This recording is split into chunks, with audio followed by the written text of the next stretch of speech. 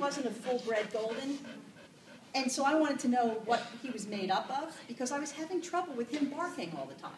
So we did the DNA test on him. Has he got chow? No, he doesn't. I noticed the black tongue. Yeah, labs also get black tongues. Ah. So he's Golden Retriever, a little bit of lab, and he's Canaan dog. Now, where's the land of Canaan? Has anybody ever heard of the land of Canaan?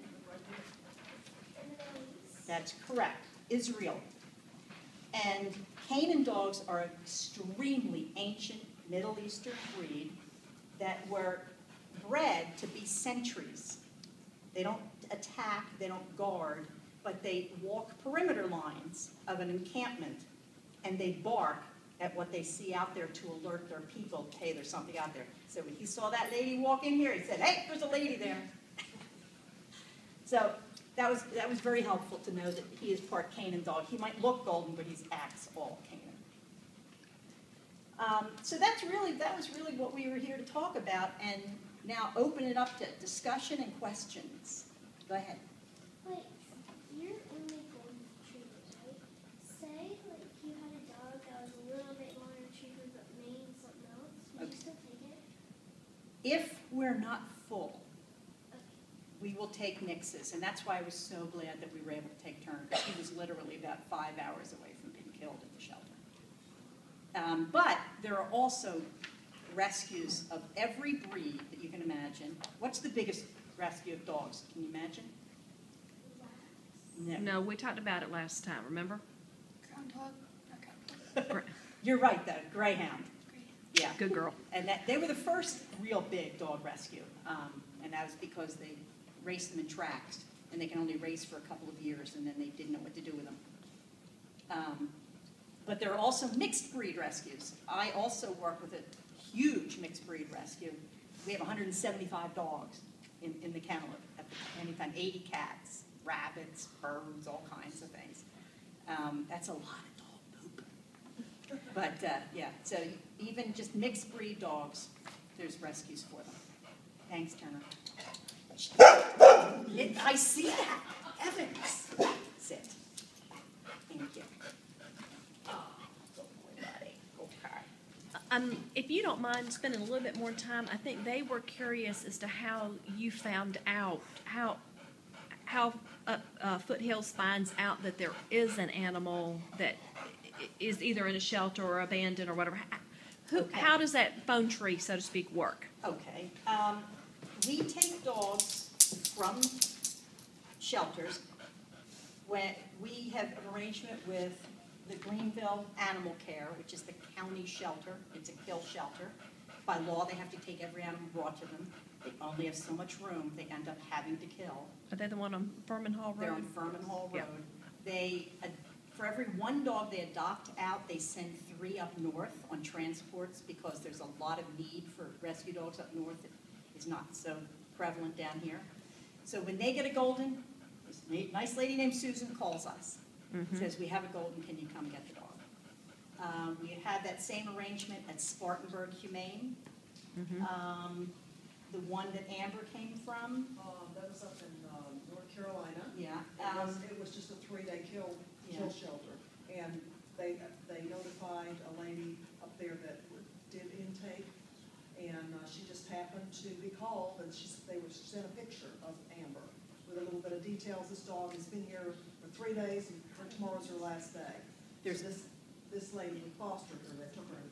There's also a huge group of volunteers nationwide that watch every shelter they can get their hands on email-wise, and they look for dogs that, we get emails every day. There's a dog in Charleston, his kill date is tomorrow, can anybody come get him? So there's a at least nationwide group of women mostly, who volunteer and just constantly work the phone lines and alert people to dogs in need. We also have people call us who, as Maggie's owner, could no longer take care of the dog. And rather, nobody wants to take their dog to Greenville Humane. Right. They want the dog to go to a no-kill shelter. And if it's a purebred Golden, of course they're going to call us in this area. Now, How else do we get dogs? What is We the... can get at least 2 or 3 a week sometimes. Yeah, but I mean, those are the 2, owner turn-ins, and then, We have breeders, like we have 2 Yes. dogs come in from a breeder, the dogs were getting older, so we get seniors from middle Yeah, they to just, they get seniors. tired of their dogs and they. And they're through breeding them. Okay. So, you know. And then we got a call from a lady the other day, she had an unfortunate pregnancy in the home and had 6 puppies and you can only get rid of 2, so. Then we got a good one, not too long ago, right before Christmas, they called from Greenville Humane. We had this really fat golden come in and they think she might be pregnant. So we took her and 2 days later, she gave birth to 5 puppies. Now, which is the shelter that I think is fairly recent that's near the Krispy Kreme on Pleasantburg? It's kind of back behind the airport. Oh, okay, yeah, that is Greenville Humane Society. That, What's the difference between the two of them? I think the girls wanted to okay, know. Greenville Animal Care on Furman Hole Road is the county facility. By law, they must take every animal brought to them. And they do their best to get them adopted. But they can't afford really a lot of vet care. So if a dog is sick, the dog is most likely going to be slated to be put down. They do their best to adopt out or to send to rescue, but they can't get them all. Greenville Humane is privately run, and they don't have to take any dog. Okay. They take basically dogs that have been fully vetted or neutered and spayed and are ready to be adopted. So they're almost like an adoption agency instead of a rescue. Now, where Furman Hall, the county facility, will put them down, the Humane Society, what happens there? They don't. When they bring a dog in, they don't put the dog down. But then they wouldn't bring in a dog with behavior problems or with health problems. Okay. How do you know, this is a question that also came up last time, and girls, y'all jump in if you want. Yeah, this is a How- big discussion. Yeah, how do you know if the dog, like you were saying, you see it in a picture or whatever, how do you know that the dog isn't a behavior problem? Before we ever go get a dog, one of the volunteers goes out and evaluates. Okay. And they send, if there's a question about a dog, we make sure that the evaluator is a behavior person that can pick up on issues that the dog might have. Okay, girls, did y'all have any more questions? Because I got a couple more y'all brought up from last week. How do you foster it? You said you can foster a dog? I actually live in Pennsylvania and here, and so when I'm up in Pennsylvania, I work with Mainline Animal Rescue, and I foster for them when I'm up there. Foothills doesn't have a facility. We only can have fosters. So if you go to our website, we would love it if you would fill out our foster application and if you would be able to foster a dog.